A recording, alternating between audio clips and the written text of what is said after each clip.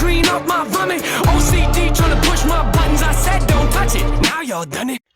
Hey, what's going on, my Godzilla and Kong fans? It's your boy Brian Godzilla fan 1954 here, and we are back with a double figure review today. And today we will be reviewing the two new Movie Monster Series figures, or at least one of the two of them, out of the whole bunch that we got because of Godzilla's anniversary and everything.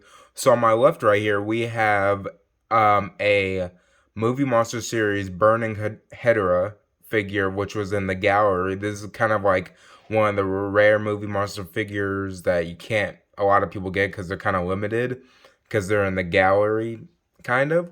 So I'm actually going to be keeping the tag on this guy. I'm going to probably seal it up with a card case right here. So I'm actually not going to take the tag off of this guy because he's kind of like one of the rare Movie Monsters. But they use the same base as the retro color version that they made, I think, a couple of months ago. It's the same base and everything, same height and everything. The only difference is the color and everything like that. So let's get this started. First, I'm going to show you guys the bottom, obviously. So here you guys go right there. There's the bottom of it. You can see the Bandai sign and everything like that.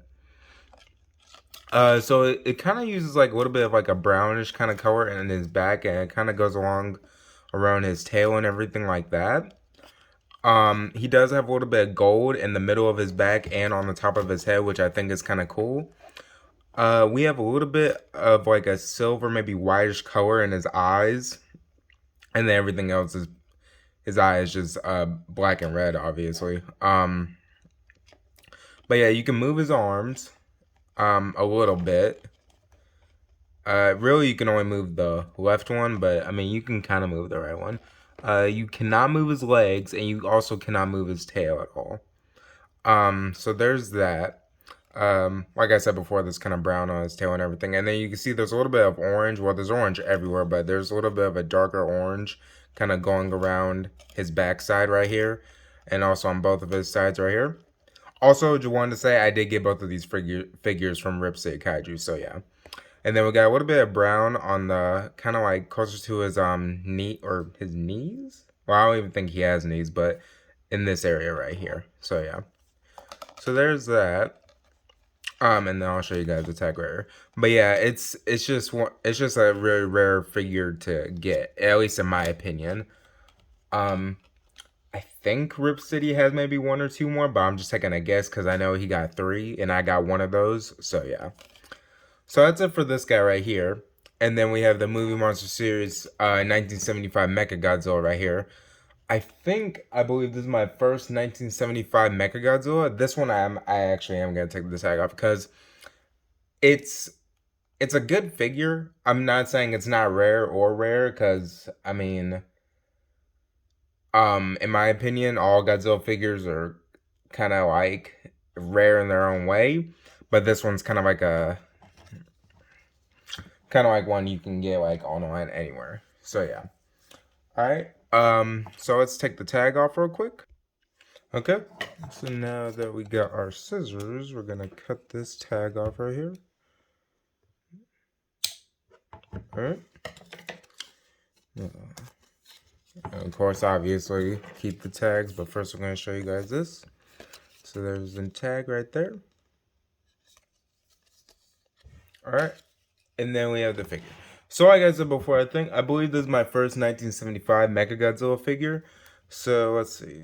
So we can move the head all the way around. We can move his arms all the way around like this too. And I'm pretty sure we could do that for the legs. I don't think we can move the tail though. Yeah, it's just like my 1974 MechaGodzilla figures. You can't really move the tail. You can move, I think. It seems like you can move the waist, but mine's kind of stuck, so I don't know if it's just me or you actually can't move it, but yeah. Okay. So it seems like they use like kind of like a silver grayish kind of paint. I personally like the paint on this. I think they did a pretty good job on this because Movie Monster Series is really stepping up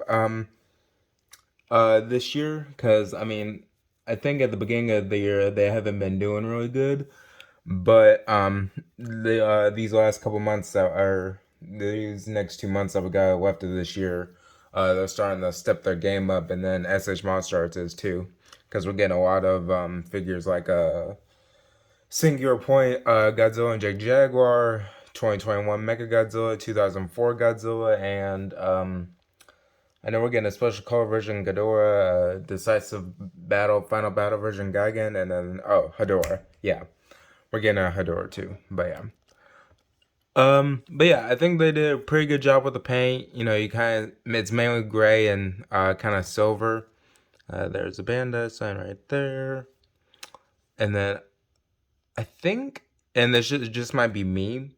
I mean, I like everything because MechaGodzilla, at least the first original one, well, I mean, in the Showa, in the 1974 and 1975 is one of my favorite monsters. I will say this, they could have made his finger missiles a little bit smaller, but I mean, they were pretty big in the movie, but it could just be me. But other than that, I would literally give this figure 9 out of 10.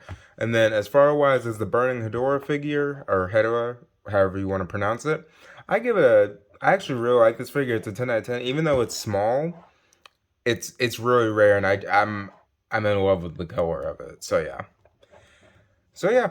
That's gonna be it for the video, you guys. I think, like I said before, my previous video, before this one, I think I have 5 videos to work on for King of the Monsters, I think. So I should be done with that by the end of the week, if not sooner, and then I'll upload that. So yeah. And that's gonna be it. So thank you guys for watching. Don't forget to like, comment, subscribe, and I'll see you guys next time.